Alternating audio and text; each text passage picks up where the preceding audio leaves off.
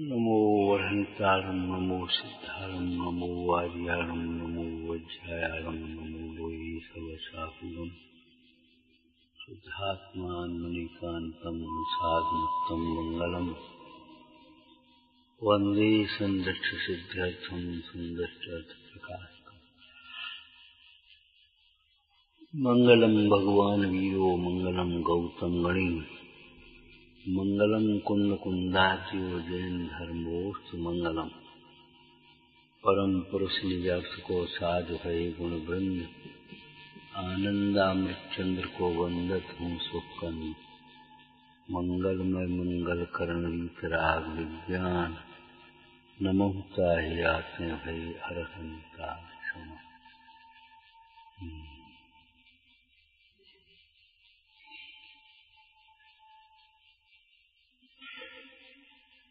कितनी सुंदर चर्चा है।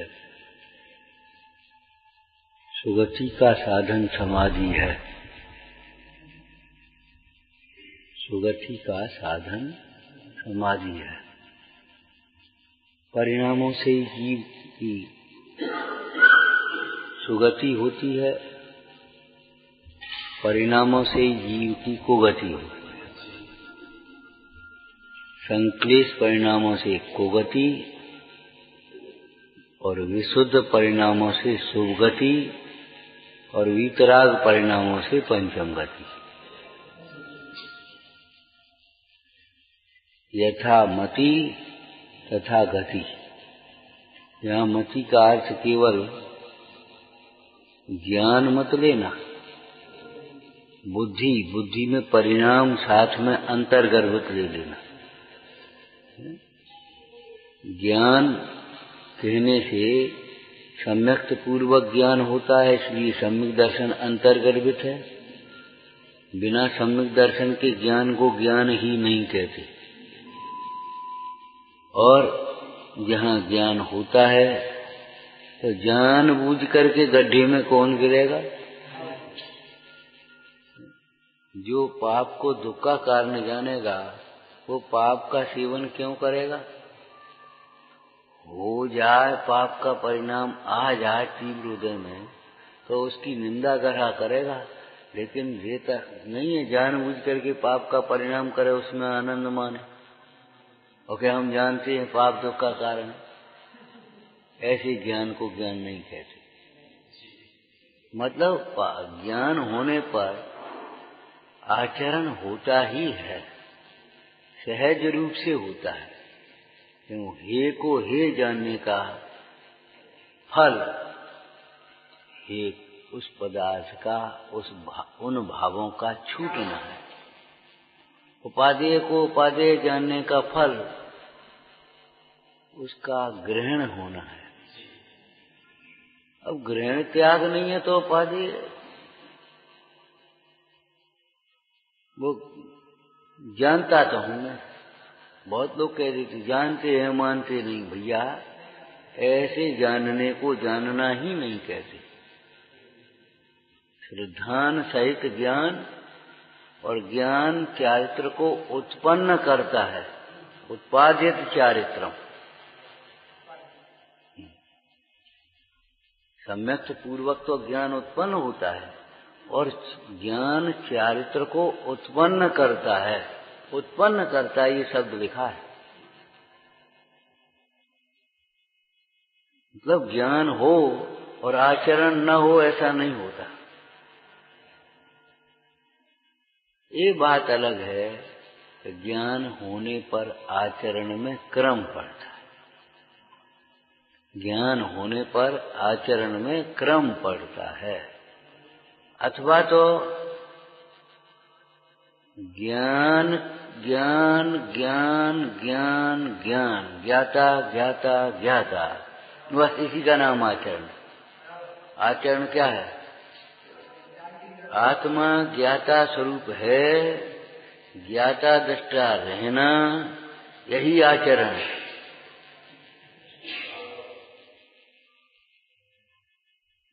बस ज्ञाता दृष्टा रह जाऊं, मद मत्सर मोह विनश जावे।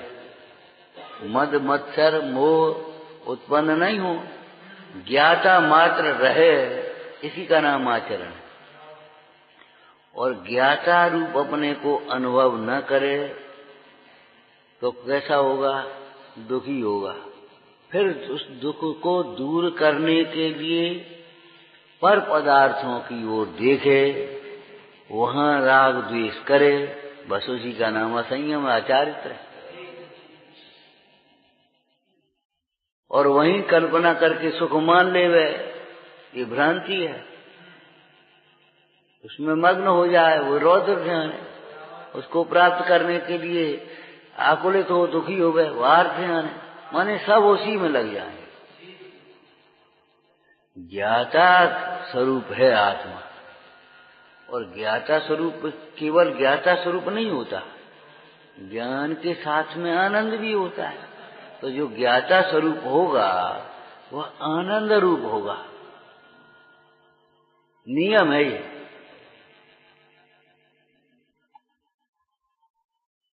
ज्ञान के बिना वैराग्य नहीं होता, लेकिन वैराग्य के बिना भी ज्ञान नहीं रहेगा। ज्ञान के बिना सुख नहीं होता, लेकिन सुख के बिना भी ज्ञान नहीं रहेगा। जब ज्ञान आया, ज्ञान मात्र भाव में अंतःपातनी, उसके अंतर गर्भित रहने वाली अनंत शक्तियां उछलती हैं। सर्वगुणांश होता है ज्ञान। जहाँ ज्ञान का ज्ञान रूप परिणमन होता है, वहां श्रद्धा का सम्यक दर्शन रूप परिणमन होता है, चारित्र का वीतरागता रूप परिणमन होता है, सुख गुण का निराकुल सुख रूप परिणमन होता है, आह्लाद रूप परिणमन होता है, प्रभुता का प्रभुता रूप परिणमन होता है। वो एक साथ आत्मा का या किसी भी द्रव्य का परिणमन क्रम रूप होता है कि अक्रम होता है? क्रम रूप है कि अक्रम रूप है? कि एक एक गुण के परिणमन को देखें तो क्रम रूप है, लेकिन अनंत गुणों का परिणमन अक्रम है। अनंत गुणों का परिणमन अक्रम है। ऐसा नहीं है पहले ज्ञान का परिणमन होता हो, फिर श्रद्धा का, फिर चारित्र का, फिर सुख का, फिर ऐसा नहीं है। जिस समय ज्ञान रूप परिणमन होता है, उसी समय में श्रद्धान का उदय होता है। माने श्रद्धा गुण सम्यक दर्शन रूप परिणमित होता है, और उसी समय चारित्र में वैराग्य रूप परिणमन होता है, साम्य भाव रूप परिणमन होता है।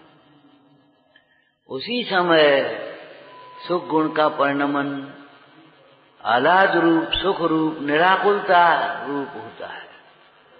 उसी समय प्रभुत्व शक्ति का परिणमन प्रभुता रूप होता है, स्वाधीनता रूप होता है। दीनता रूप या पराधीनता रूप परिणमन नहीं होता। तात्पर्य ये है कि ज्ञानी का मतलब आत्मज्ञानी जी, तत्वज्ञानी जी, आत्मज्ञानी जी अपने को दीन अनुभव नहीं करता, पराधीन अनुभव नहीं करता, वह सदाकाल अपने को स्वाधीन अनुभव करता है। उसकी अनुभूति ज्ञान के साथ बढ़ती है, स्वाधीन। क्या करें भैया, मजबूर नहीं है, वो मजबूत है।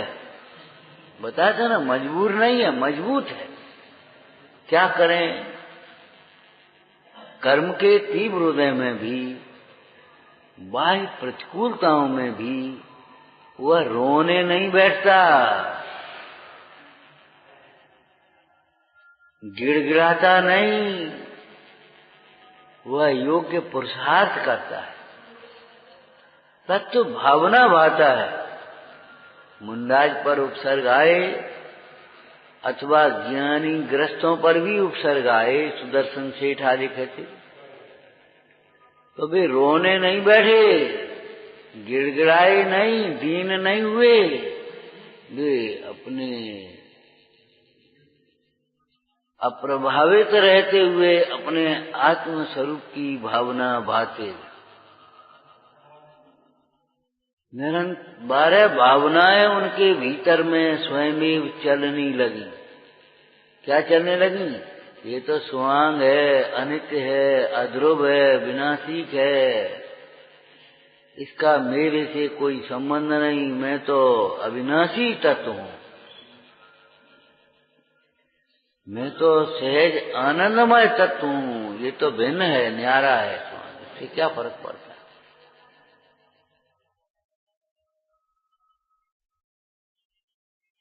दृष्टांत, जैसे कोई विवेकी अगर धूल में गड्ढे में गिर भी जावे तो वह रोता नहीं है पसर करके, वह अपनी पूरी ताकत से खड़ा होता है, धूल झाड़ करके आगे चल। सहाय की भी जरूरत हो तो वह पंच परमेष्टि का स्मरण करता है। किसी सज्जन को देखता है, भैया जरा हमें उठा देना, सज्जन का सहाय।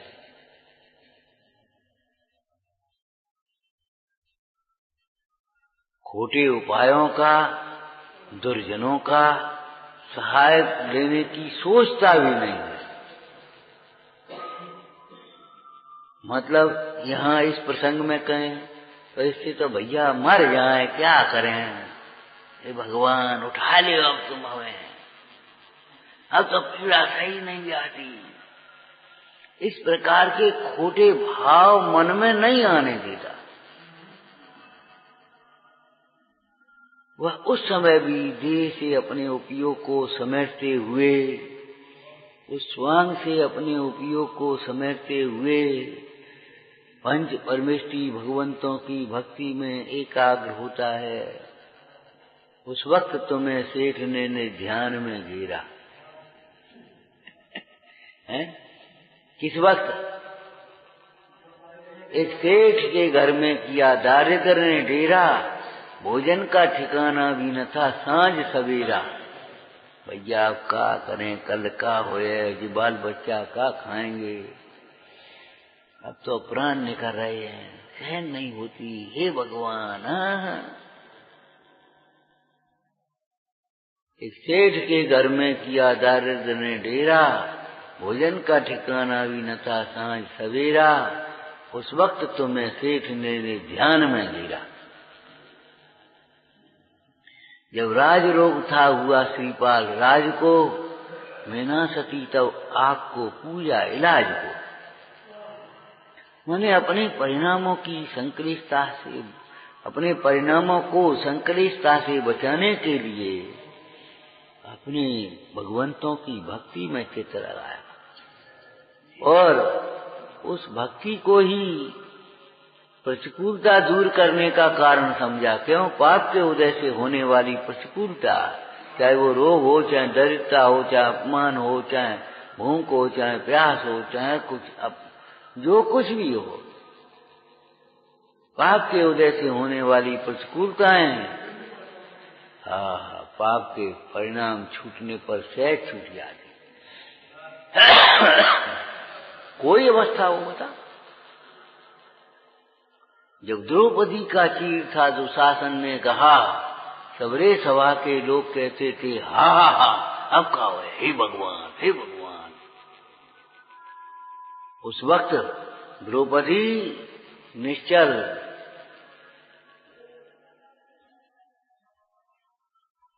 निश्चल पंच परमेष्टि की भक्ति में एकाग्र।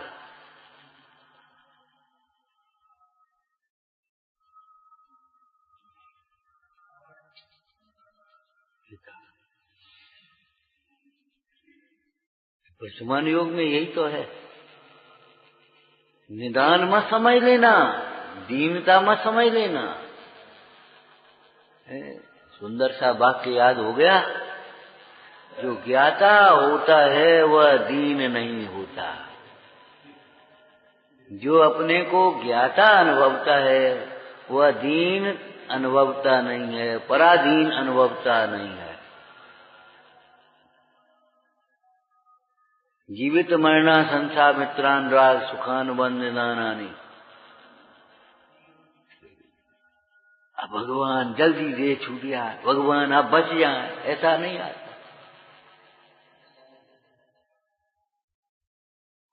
तो सुगति का कारण समाधि है, शांत परिणाम है। समता से जो देह तजोगे तो उत्तम गति पावो। संक्लेशता से देह तजोगे तो नीची गति पावो, नरक त्रियंच में जाए। इसलिए भैया देह तो छूटेगी, ज्यादा विकल्प करने की जरूरत नहीं है, ज्यादा आकुल व्याकुल होने की जरूरत नहीं है। बस एक ही बात सोचो, किन परिणामों से देह छूटती है। मैं तो इस बात में है, किन परिणामों सहित देह छूटेगी। सभी चर्चा चल रही है, वैभव तो छूटेगा, किन परिणामों से वैभव छूटता है, बस हमारा लाभ हानि उन्हीं में है। अगर मजबूरी में छूटा, संक्लिष्ट परिणामों से छूटा, तो पाप बंद होगा। विशुद्ध परिणाम से छूटा, धर्म प्रभावना के लिए छूटा, उपकार के लिए छूटा, तो पुण्य बंद है। और आत्महित के लिए छूटा तो आत्महित होगा, सीधी बात है। आत्महित की लक्ष्य से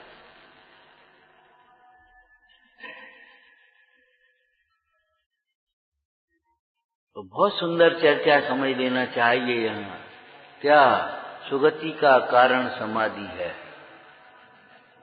सुगति का कारण कोई बाहर का धन वैभव नहीं, कोई क्रियाएं नहीं, कोई क्षयोपशम ज्ञान नहीं। एक दृष्टांत याद है तुम्हें? एक राजा साधु महाराज से प्रभावित था, रोज दर्शन करने जाए, रोज सत्संग करने जाए, वैयावृत्ति करे, भावना भावे, हे भगवान कहाँ पड़े हम, कब ऐसी दशा मेरी हो, कब हम भी निवृत्त होकर के अपनी आत्मा आराधना करें, इनकी साधना को धन्य है। अब ऊपर से दे दिया।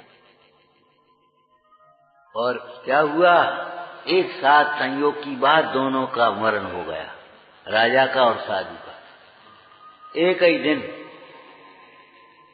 किसी ने निमित्त ज्ञानी से पूछा दोनों की क्या गति हुई होगी, कि साधु मर करके स्वर्ग में गया है, नहीं राजा मर करके स्वर्ग में गया है और साधु मर करके नरक में गया। ये भगवान जी क्या उल्टा हो गया, भूल तो नहीं गए? कि नहीं। क्यों? राजा की नजर साधु पर थी, वह साधु दशा की भावना भाता था, उस दशा को धन्य समझता था, उस दशा के प्राप्त करने के लिए लालायित रहता था। और साधु सोचता था राजा के ठाट बाटों को बाहर को देखकर, बताओ कहाँ चक्कर में पड़े, देखो क्या बढ़िया हाथी पे चले आ रहे, क्या बढ़िया छत्र फेर रहे हैं, क्या आगे पीछे इनके देखो बॉडीगार्ड चल गए।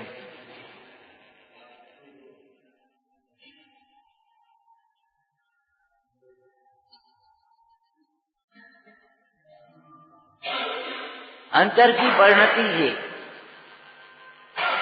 अंतर के परिणाम से। इसीलिए भजन याद का है कि भूल गए, अंतर उज्ज्वल करना रे भाई, अंतर उज्ज्वल करना रे।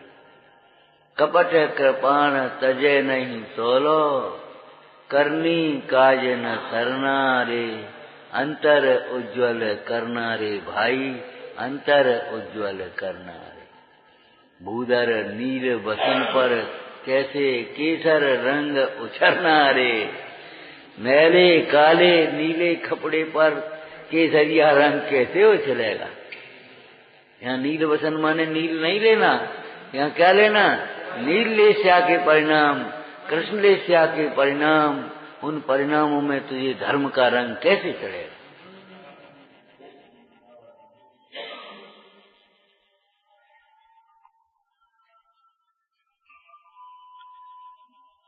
सुगति का कारण समाधि, समाधि माने शांत परिणाम। कुगति का कारण उपाधि, कुगति का कारण उपाधि। जितनी उपाधियों में पड़ोगे उतनी कुगति की ओर चले जाओगे भाई। इसलिए रायचंद जी ने लिखा, थोड़ी उपाधि में काम चल जाए तो ज्यादा उपाधि में मत पड़ो भैया। और ये उपाधि सर्वत्र है मानसिक रूप से। एक पशु को भी परिग्रह संज्ञा है कि नहीं? बल्कि हमने तो ऐसा भी पढ़ा कि पेड़ पौधों को भी परिग्रह संज्ञा होती है 4 प्रकार की संज्ञाओं में। कैसे बताओ? वो कितना पानी खींच करके इकट्ठा करके रख लेते पशु, पेड़ पौधे।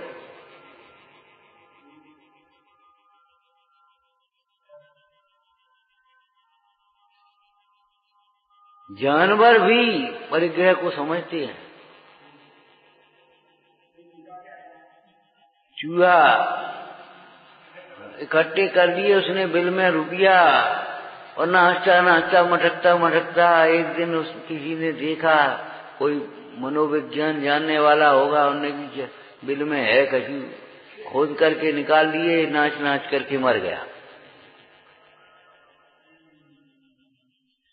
सर्प धन पर बैठ जाते हैं।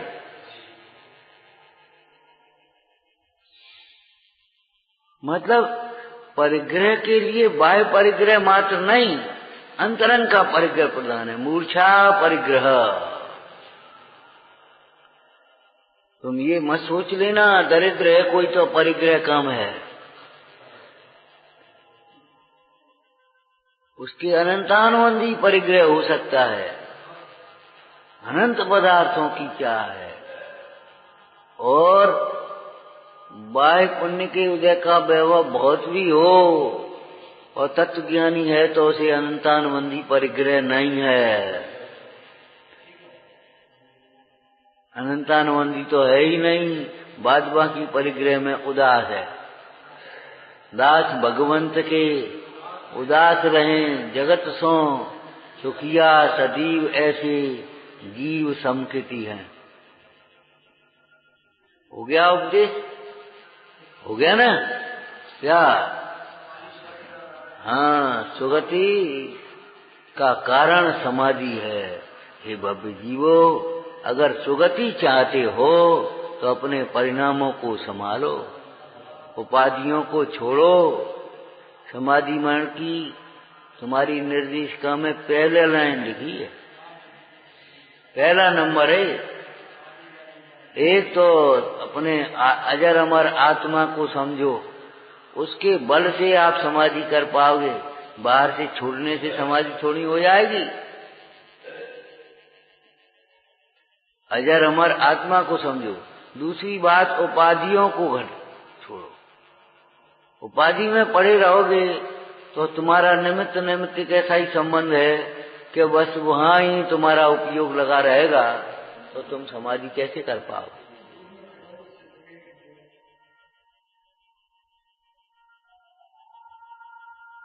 उपाधियों में मत पड़ो।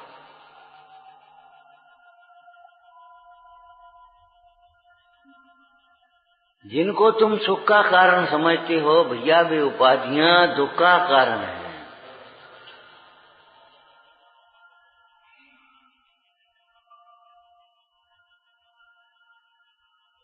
चाहे वो पद की उपाधियां हो, चाहे व्यापार की उपाधियां हो, चाहे व्यवहार की उपाधियां हो, उपाधि तो उपाधि है। आचार्य भगवंतों ने देह को परिग्रह कहा। नियम सार जी में टीका करते हुए मुंडराज ने जगह जगह लिखा, हर प्रसंग देह मात्र परिग्रह। माने देह को भी परिग्रह समझ रहे हैं। देह मात्र परिग्रह, तो अन्य परिग्रह को कैसे ग्रहण करेंगे? प्रवचन सार जी में खुलासा कर दिया। देह मात्र को परिग्रह समझते हैं, इसलिए देह के प्रति भी क्या शब्द को कहा था? संस्कार का त्याग कर देते हैं। देह संबंधी संस्कार माने नहलाना, धुलाना, श्रृंगार करना, खिलाना, पिलाना, पुष्ट करना, ये सब देह के प्रति छोड़ देते हैं। वे जीव अन्य परिग्रह को अंगीकार कैसे कर सकते हैं, जिन्हें देह ही बोझा लग रही है। किसी की तबीयत खराब हो गई और मंदिर तक आने में 3 जगह बैठ करके चले, उससे कहा भैया ये हमारे एक थैला ले जाइयो सामग्री को मंदिर में, तो मैं अब थैला की भरी है, हम पे अपना शरीर नहीं चल रहा। सोचो, देह मात्र पड़ गए। अरे इस आहार के विकल्प को धिक्कार है, जो अपना घर छोड़ करके गृहस्थ की डेली फिर लांगनी पड़ी। मुंडाजों को बिताओ शुद्ध आहार, युक्त आहार, अनुदिष्ट आहार। जिस आहार को देखने के लिए धर्मात्मा जीव तरसते हैं। धर्मात्मा देव पंचाश्चर्य करते हैं। रत्न वर्षा, पुष्प वर्षा, सुगंधित जल की वर्षा, रत्न वर्षा, जय जयकार ध्वनि करते हैं। धन्य दाता, धन्य पात्र, धन्य दान, अहो दातार, अहो पात्र, अहो दानम। अहो भाव जिसके प्रति लाते हैं, उस आहार के प्रति भी कैसा भाव है उनको। आहार के बाद फिर काय उत्सर्ग करें, हे भगवान ये कायाश्रित आहार कब छूटे है। आहार के प्रति काय उत्सर्ग का मतलब समझ गए? ये कायाश्रित आहार का विकल्प कब छूटे है। फिर तत्व स्वभाव का बल आता है, अरे छूटा हुआ ही है, मैं तो अनाहारी अनाहारी अनाहारी। ऐसी अंतर्दशा का चित्रण किया है मुनीश्वरों ने, ऐसी आत्मकथा लिखी है उन्होंने पर्याय की ओर से। युक्ताहारी साक्षात अनाहारी, वे युक्ताहारी ऋषिश्वर साक्षात अनाहारी हैं। वे विहार करते हुए भी अविहारी हैं। समयसार नाटक में अरे बोलते हुए भी वे मौन ही हैं। डोले ये जोगासन, बोले ये मुष्ट, जो चल रहे हैं विहार कर रहे हैं उस समय भी वे अचल हैं, और बोलते समय भी, उपदेश देते समय, संबोधन करते समय भी वे मौन हैं। मौन मौन उस वचन वर्गणा की क्रिया से अपने को न्यारा अनुभवते हैं, ज्ञाता स्वरूप देखते हैं। यही उनका चारित्र है। मुख्य रूप से स्वरूपाचरण में मग्न रहते, यही है उसका भाव।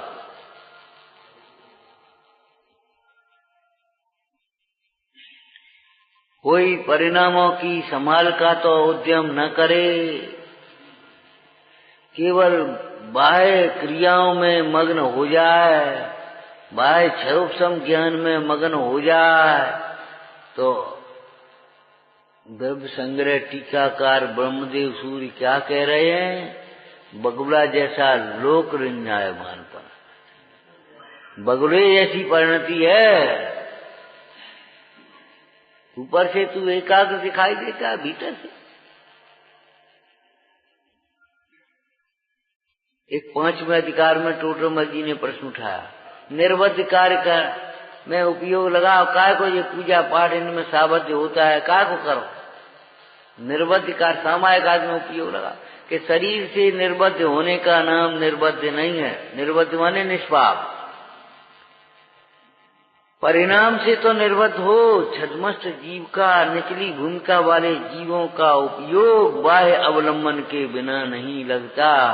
इसलिए ये आलम्बनान विबुधान बलम बलगन भूतार्थ यज्ञ पुरुषस्य करोम यज्ञम। आलम्बनान विबुधान बलम बलगन भूतार्थ यज्ञ पुरुषस्य करोम यज्ञम। मैं भूतार्थ यज्ञ के लिए ही मैं करना चाह रहा हूं, लेकिन जब तक उपयोग अपने स्वरूप में नहीं रमा तब तक मैं आलम्बनान विबुधान नाना प्रकार के अवलंबन का यह ले रहा हूं।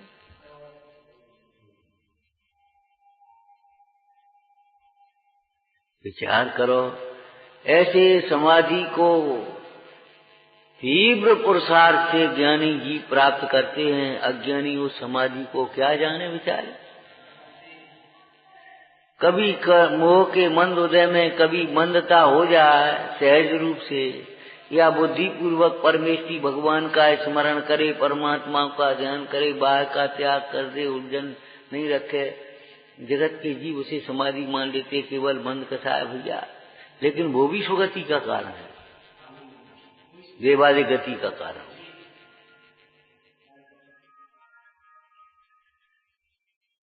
ऐसी स्थिति में इस कुतर्की ने क्या सोचा कि समाधि में स्थित गुरु का मस्तक काट लो तो बस कर जाएंगे, फिर बस अब सुगति हो जाएगी। मस्तक काटो नहीं, मस्तक झुकाओ।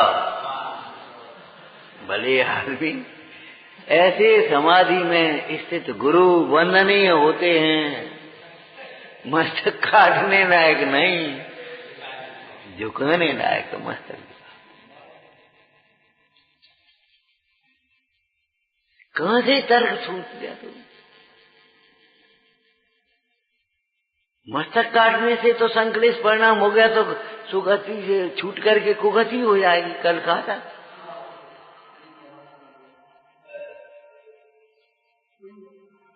मस्तक काटने पर भी अगर परिणामों में संक्लेशता नहीं आई तो सुगति होगी, लेकिन तेरे मस्तक काटने के कारण थोड़ी होगी, अंतर के परिणाम निर्मल रहने के कारण। उपसर्ग के काल में जो मुनीश्वरों की सुगति हुई, कितने ही मुनिराज पंचम गति को प्राप्त हुए, कितने ही सर्वासिद्धि आदि विमानों में गए, स्वर्ग में गए, वे अपने परिणामों के फल से गए, उपसर्ग के कारण नहीं। उनके ऊपर उपसर्ग करना तो पाप बंध का ही कारण है भैया, पाप बंध का। तुम उनके भले की सोचते हो, पहले अपने भले की सोचो, उनका मस्तक काट दे तो फिर वो अब शरीर में से आत्मा निकल जाएगी। खारपटिक मत तो आगे आ ही गया कि देह के छूटने से मोक्ष होता है, ऐसा नहीं, मोह के छूटने से मोक्ष होता है, ये समझना चाहिए। देह के छूटने से मोक्ष नहीं होता, देह के छूटने पर तो मोही जीव दूसरी देह को धारण करता है। देह को छूटने वाला संक्लेश परिणामी जीव खोटी देह को धारण करता है। आड़ी टेढ़ी वक्र परिणामी माने वक्र परिणाम सहित देह छूटने वाला जीव त्रियंश गति में जाता है। केवल उन मुनिराज ने ये नहीं कहा था कि हम बे मुनिराज मांसोपासी नहीं, वे तो बिहार कर गए, हम तो दूसरे आए हैं अभी।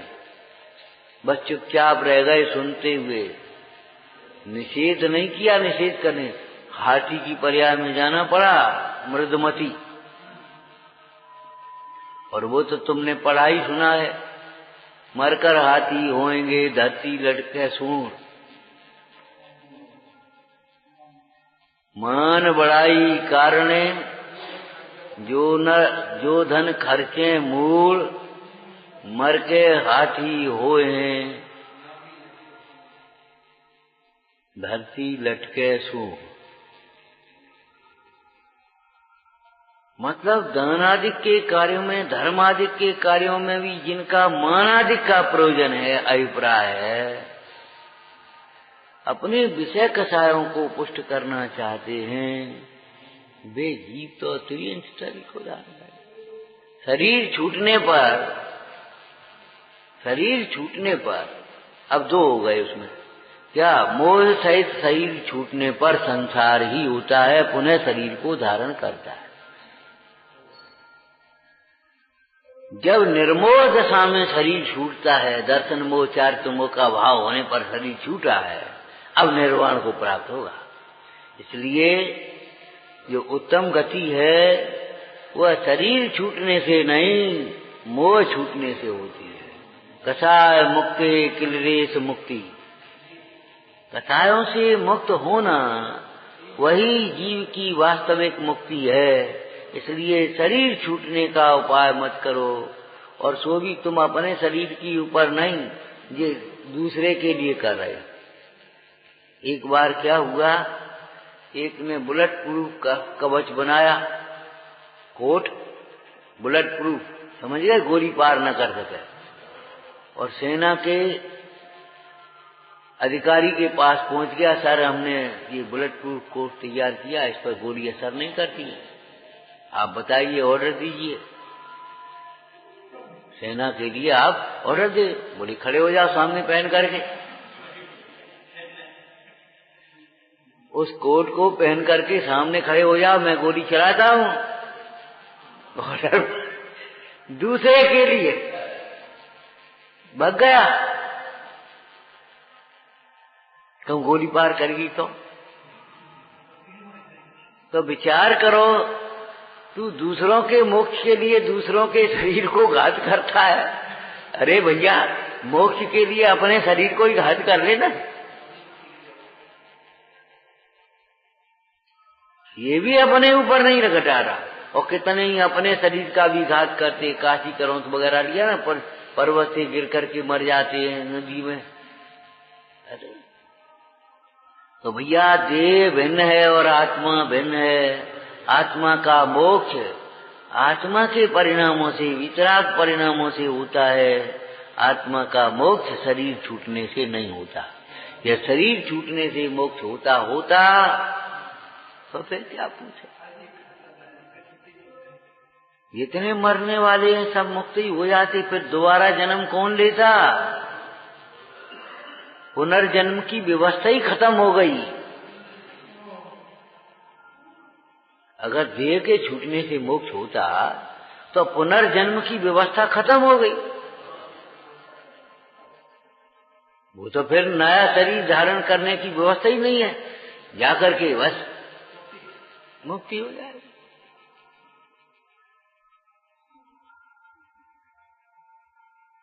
फिर संसार किसका, जबकि पुनर्जन्म तो प्रमाण सहित सिद्ध, प्रमाण है। कितने ही लोग पूर्व जन्म की बातों को बताते हैं, हम वहां थे, हम ऐसे थे, हम ऐसा करते थे, यहाँ हमारा घर था, बताते तक। और पुनर्जन्म के संस्कारों के अनुसार, पूर्व जन्म के बैर विरोधों के अनुसार राग द्वेष भी देखे जाते हैं। किसी जीव को देखकर अकारण क्रोध आता, अकारण बैर आता। वो माता और पुत्र को अकारण बैर होता था, माता को पुत्र से। क्यों? वो सर्पणी के रूप में थी, वो गाड़ी चला दी थी उसने, दूसरे ने बचाई थी, और उसने तो अभी रोकने पर भी चला दी थी, तो उसके प्रति राग होता था, उसके प्रति द्वेष होता था। मुझे इसको देखकर जबरन क्रोध आता है। वो सैनिक पहुंचे और वो कंस का जीव, कंस कुणी का जीव था ना, वो ऐसे मतलब ऐसे करने लगा, क्रूर चेष्टाएं हो गई उसमें। तब चेतना ने सोचा, अरे इसकी चेष्टाएं क्रूर हैं, इसको फेंकवा देना चाहिए। और उन्होंने तो उग्रसेन के यहाँ तो बहा ही दिया था संगुची बंद करके कंस को। कैसे? क्रूर चेष्टाएं। तो क्रूर चेष्टाएं कहां से आ गई? तो किसी को देख करके जबरन परिणाम खराब होते हो तो पूर्व जन्म का योग समझना चाहिए। आपको भी देख करके किसी के परिणाम जबरन खराब होते हो तो इसी प्रकार के पूर्व जन्म के योग समझना चाहिए। लेकिन पूर्व जन्म के इस प्रकार के योगों में समता रखना ही उपाय है निर्जरा का। उनमें उस बढ़ावा देना माने बुद्धिपूर्वक परिणाम बिगाड़ना। तुम्हारे देख करके उनके परिणाम खराब होते तुम बेर ठाड़े हो जाएगा, बेर ठाड़े हो जाए। अरे कहा को नहीं काटे जा भैया, उसके परिणाम खराब होते तो नहीं खड़िया। तुम्हारे परिणाम उसको देख खराब होते हैं बेर भी, चलो भाई नहीं दूर हट जा, कोई बात नहीं। जबरन भिड़ो ये कोई विधि नहीं है चरणान योग की। चरणान योग सापेक्ष रहना चाहिए। कर्णान योग का ज्ञान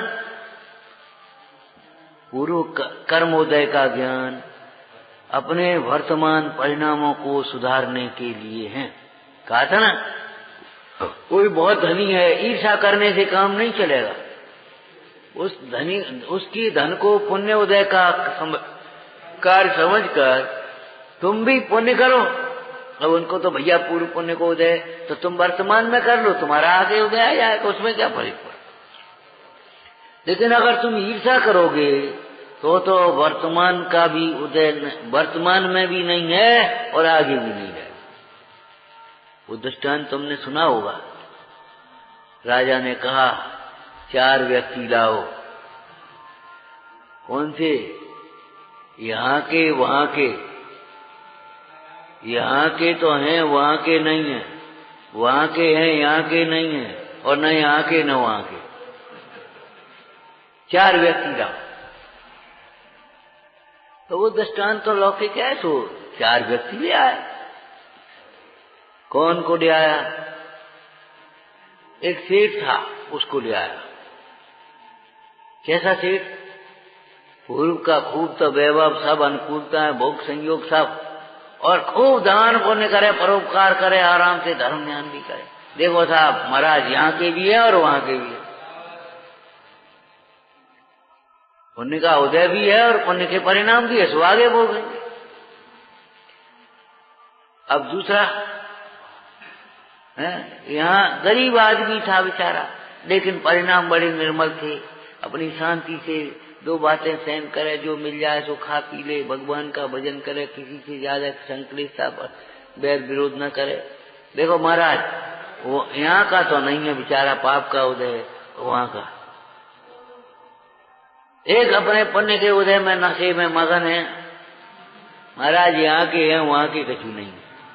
और पाप का उदय खाने का नहीं। उससे का भैया मंदिर हो जाओ, तुम्हें मंदिर ही पड़िए, हम तो मरे आ रहे। मतलब पाप का उदय होने पर भी वर्तमान में पाप परिणाम में उलझा हुआ है, संक्लिष्ट परिणाम कर रहा है। न यहाँ का है न वहां का है। 4 व्यक्ति कोई अलग होंगे नहीं होंगे, उससे कोई मतलब नहीं है। हमारा मतलब ये है, आपको अपने बारे में विचार करना चाहिए। दूसरी बात, जो यहाँ के और वहां के दृष्टांत दिया है, वह इंद्रिय सुख की अपेक्षा से और पुण्य के अपेक्षा से दिया है। बाद बाकी सच पूछो तो जो त्यागी हैं, धर्मात्मा हैं, मुनीश्वर हैं, वे यहाँ के हैं, वे वहां के। क्यों?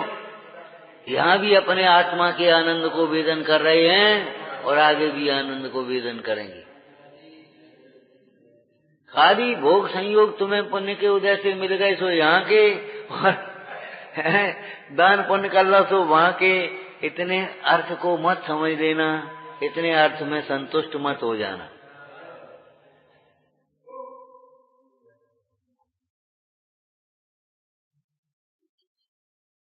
तो सुगति का कारण समाधि है, कुगति का कारण उपाधि है। ऐसा जानकर उपाधि को छोड़ करके समाधि का पुरुषार्थ करना समाधि की ओर अग्रसर होना। व्यवहार समाधि स्वर्ग आदि का कारण और परमार्थ समाधि मुक्ति का कारण, परम समाधि इसको कहते हैं। विचारना। हे जिनवाणी भारती तो जपो दिन में, जो तेरा शरणा गए तो पावे सुख से। या वाणी के ज्ञान से